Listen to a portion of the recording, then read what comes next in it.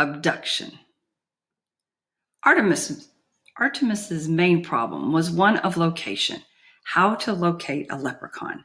This was one sly bunch of fairies hanging around for God knows how many millennia, and still not one photo, not one frame of video, not even a Loch Ness type hoax. They weren't exactly a social group, and they were smart too.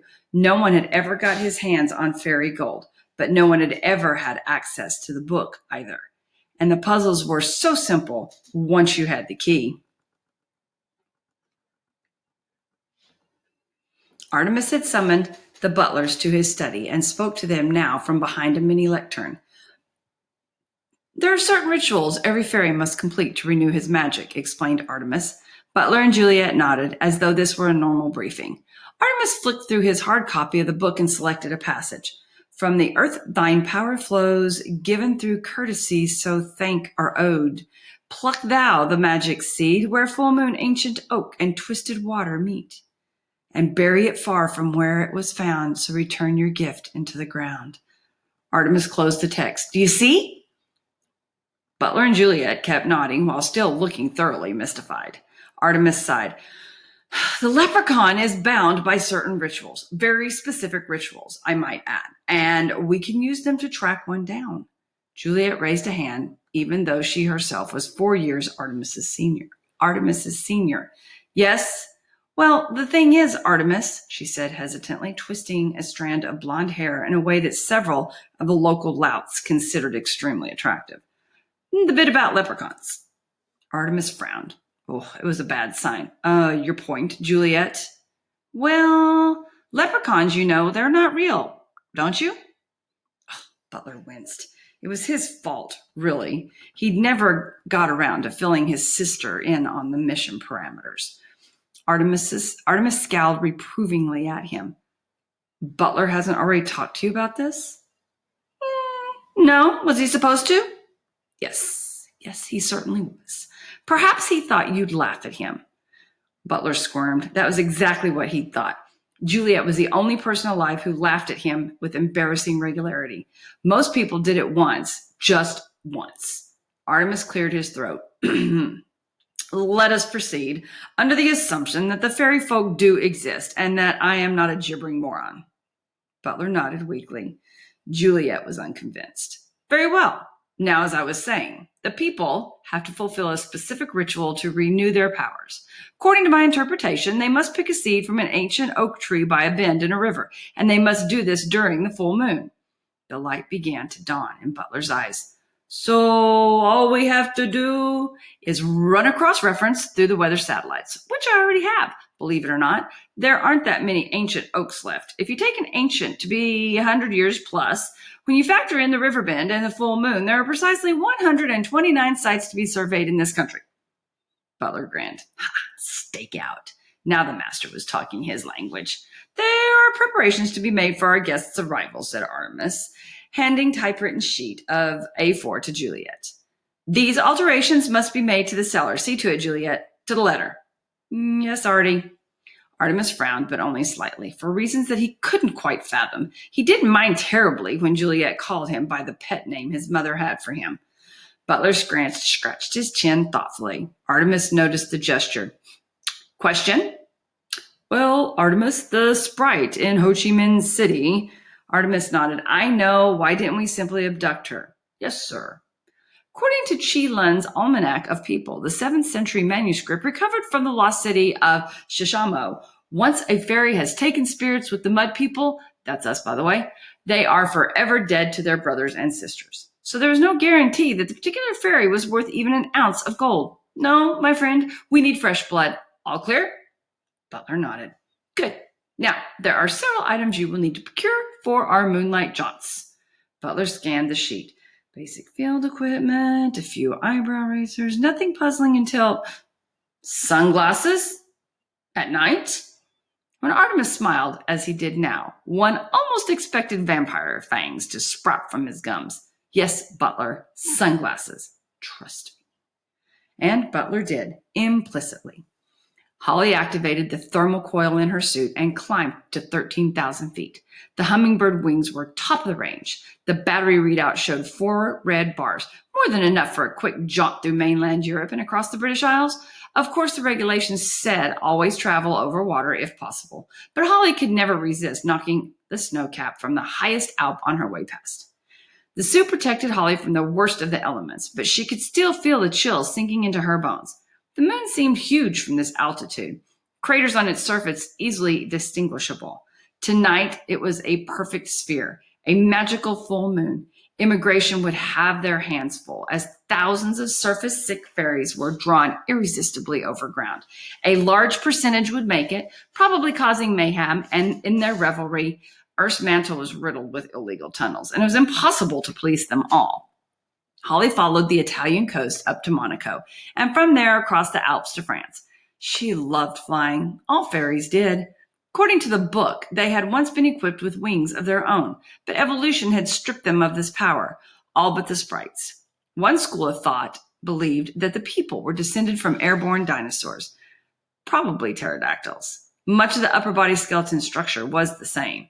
This theory would certainly explain the tiny nub of bone on each shoulder blade. Holly toyed with the idea of visiting Disneyland Paris. The LEP had several undercover operatives stationed there, most of them working in the Snow White exhibit. It was one of the few places on Earth where the people could pass unnoticed. But if some tourist got a photo of her and it ended up on the internet, Root would have her badge for sure. Oh, with a sigh of regret, she passed over the shower of multicolored fireworks below. Once across the channel, Holly flew low, skipping over the white-crested waves. She called out to the dolphins, and they rose to the surface, leaping from the water to match her pace. She could see the pollution in them, bleaching their skin white and giving them red sores on their backs. And although she smiled, her heart was breaking. Mud people had a lot to answer for. Finally, the coast loomed ahead of her, the old country, Iruru, the land where time began, the most magical place on the planet. It was here, 10,000 years ago, that the ancient fairy race, the Dananan, had battled against the demon Fomorians, carving the famous Giant's Causeway with the strength of their magical blasts.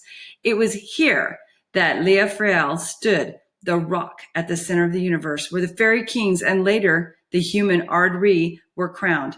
And it was also here, unfortunately, that the mud people were most in tune with magic, which resulted in a far higher people sighting rate than you got anywhere else on the planet. Thankfully, the rest of the world assumed that the Irish were crazy, a theory that the Irish themselves did nothing to debunk. They had somehow got it into their heads that each fairy lugged around a pot of gold with him wherever he went. While it was true that the LEP had a ransom fund because of its officers' high-risk occupation, no human had ever taken a chunk of it yet. This didn't stop the Irish population in general from skulking around rainbows, hoping to win the supernatural lottery. But in spite of all of that, if there was one race the people felt an affinity for, it was the Irish. Perhaps it was their eccentricity, perhaps their dedication to the crack, as they called it. And if the people were actually related to humans, as another theory had it, odds are that the Emerald Isle was where it started. Holly punched up a map on her wrist locator and set it to sweep for magical hotspots. The best would obviously be Tara, near the Leofriel, but on a night like tonight, every traditionalist fairy with an overground past would be dancing around the holy scene, so best to give it a miss. There was a secondary site not far from here, just off the southeast coast. Easy access from the air, but remote and desolate for land-bound humans. Holly reined in the throttle and descended to 90 yards. She skipped over a bristling evergreen forest, emerging in a moonlit meadow. A silver thread of river bisected the field, and there, nestling in the fold of a meander loop, was the proud oak. Holly checked her locator for life forms. Once she judged the cow 2 fields over not to be a threat, she cut her engines and glided to the foot of the mighty tree. 4 months of stakeout. Even Butler, the consummate professional, was beginning to dread the long nights of dampness and insect bites. Thankfully, the moon was not full every night. Oh, it was always the same. They would crouch in their Foil-lined blind in complete silence, Butler repeatedly checking his equipment while Artemis stared unblinkingly through the eye of the scope. At times like this, nature seemed deafening in their confined space. Butler longed to whistle, to make conversation, anything to break the unnatural silence. But Artemis's concentration was absolute. He would brook no interference or lapse of focus. This was business. Tonight, they were in the southeast, the most inaccessible site yet. Butler had been forced to make 3 trips to the Jeep in order to hump the equipment across a stile, a bog, and 2 fields. His boots and trousers were ruined, and now he would have to sit in the blind with ditch water soaking into the seat of his pants. Artemis had somehow contrived to remain spotless. The blind was ingenious in design and interest and had already been expressed in the manufacturing rights, mostly by military representatives. But Artemis had resolved to sell the patent to a sporting goods multinational. It was constructed of an elasticized foil polymer on a multi-hinged fiberglass skeleton. The foil, similar to that used by NASA, trapped the heat inside the structure while preventing the camouflage outside the surface from overheating. This ensured that any animal sensitive to heat would be unaware of its presence. The hinges meant that the blind would move almost like liquid, filling whatever depression it was dropped into. Instant shelter and vantage point. You simply placed the Velcro bag in a hole and pulled the string. But all of the cleverness in the world couldn't improve the atmosphere. Something was troubling Artemis. It was plain in the web of premature lines that spread from the corners of his deep blue eyes. After several nights of fruitless surveillance, Butler plucked up enough courage to ask, "Artemis," he began hesitantly, "I realize it's not my place, but I know there's something wrong. And if there's anything I can do to help." Artemis didn't speak for several moments, and for those few moments, Butler saw the face of a young boy, the boy Artemis might have been. "It's my mother, Butler," he said at last. "I'm beginning to wonder if she'll ever—" Then the proximity alarm flashed red. Holly hooked the wings over a low branch, unstrapping the helmet to give her ears some air. You had to be careful with elfin ears. A few hours in the helmet and they started to flake. She gave the tips a massage. No dry skin there. That was because she had a daily moisturizing regime and not like some of the other male left officers. When they took off their helmets, you'd swear it had just started to snow. Holly paused for a moment to admire the view. Ireland certainly was picturesque. Even the mud people hadn't been able to destroy that. Not yet, anyway. Give them another century or two. The river was folding gently before her like a silver snake, hissing as the water tumbled across the stony bed. The oak tree crackled overhead, its branches rasping together in the bracing breeze. Nice. Now to work. She could do the tourist thing all night once her business was complete. A seed. She needed a seed. Holly bent to the ground, brushing the dried leaves and twigs from the clay's surface. Her fingers closed around a smooth acorn. That wasn't hard now, was it? She thought. All that remained for her to do was to plant it somewhere else, and her powers would come rushing back. Butler checked the porta radar, muting the volume in case the equipment betrayed their position. The red arm swept the screen with an agonizing lethargy, and then flash! An upright figure by the tree. Too small for an adult, the wrong proportions for a child. He gave Artemis the thumbs up. Possible match. Artemis nodded, strapping the mirrored sunglasses across his brow. Butler followed his lead, popping the cap on his weapon's starlight scope. This was no ordinary dart rifle. It had been specially tooled for a Kenyan ivory hunter and had the range and rapid-fire capacity of a Kalashnikov. Butler had picked it up for a song from the government official after the ivory poacher's execution. They crept into the night with practiced silence. The diminutive figure before them unhooked a contraption from around its shoulders and lifted a full-face helmet from a definitely non-human head. Butler wrapped the rifle strap twice around his wrist, pulling the stock into his shoulder. He activated the scope, and a red dot appeared in the center of the figure's back. Artemis nodded, and his manservant squeezed the trigger. In spite of 1,000,000 to 1 odds, it was that precise moment that the figure bent low to earth. Something whizzed over Holly's head, something that glinted in the starlight. Holly had had enough on-the-job experience to realize that she was under fire and immediately curled her elfin frame into a ball, minimizing the target. She drew her pistol, rolling toward the shelter of the tree trunk. Her brain scrambled for possibilities. Who could be shooting at her, and why? Something was waiting beside the tree. something roughly the size of a mountain, but considerably more mobile. Nice pea shooter, grinned the figure, smothering Holly's gun hand in a turnip-sized fist. Holly managed to extricate her fingers a nanosecond before they snapped like brittle spaghetti. I don't suppose you would consider peaceful surrender, said a cold voice behind her. Holly turned, elbows raised for combat. No, sighed the boy melodramatically. I suppose not. Holly put on her best brave face. Stay back, human. You don't know what you're dealing with. The boy laughed. I believe, Fairy, that you are the one unfamiliar with the facts. Fairy? He knew she was a fairy? I have magic, mudworm, enough to turn you and your gorilla into pig droppings. The boy took a step closer. Brave words, miss, but lies nonetheless. If, as you say, I had magic, you would have no doubt used it by now. No, I suspect that you have gone too long without the ritual and you are here to replenish your powers. Holly was dumbfounded.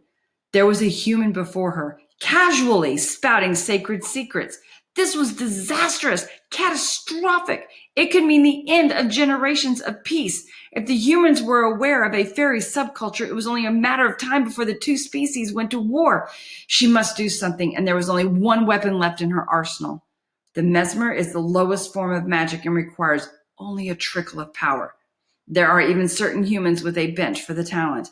It is within the ability of even the most drained fairy to put a complete mind kibosh on any human alive. Holly summoned the final dribble of magic from the base of her skull.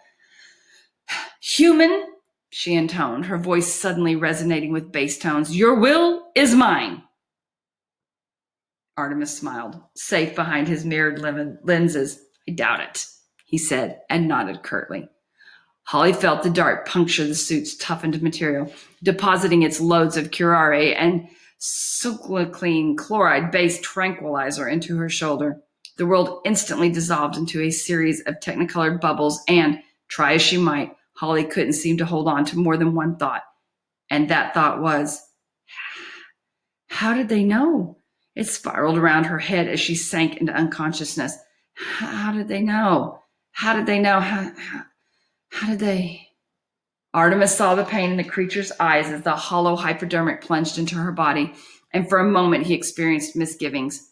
A female. He hadn't expected that. A female, like Juliet or Mother. Then the moment passed and he was himself again. Good shooting, he said, bending to study their prisoner. Definitely a girl. Pretty, too, in a pointy sort of way.